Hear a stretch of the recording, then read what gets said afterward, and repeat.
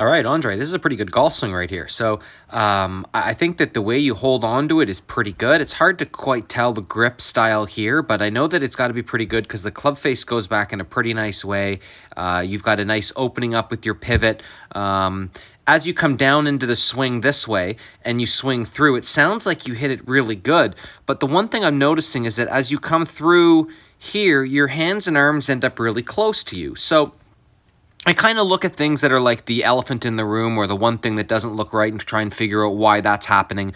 And, you know, when I look at your downswing, I think your downswing's got some really good pieces to it. I think that you hit your irons pretty solid. One thing to consider in terms of where your legs have to go into that finish position is that as you start to swing around through, try not to have your legs so far apart. If your legs were closer together, you'd actually have your hips turned more. So it helps the body's rotation by keeping the legs closer together on the downswing.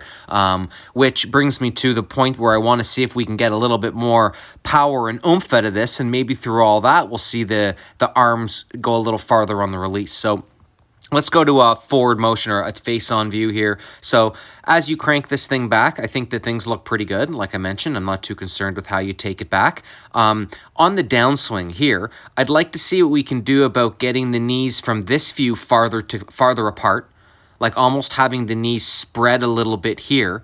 And then in the finish position, on this side of things, having them glued together. So from that other angle that we saw, not have any daylight between the legs, having the legs close together. And I think that if you could feel like in the downswing that you went from wide here to close together here, I think that's going to be a really good sequencing move for your legs to keep them ahead of your arms. And I think from there, that's going to release that golf club and have it snap a little bit better, but maybe a little bit more consistent.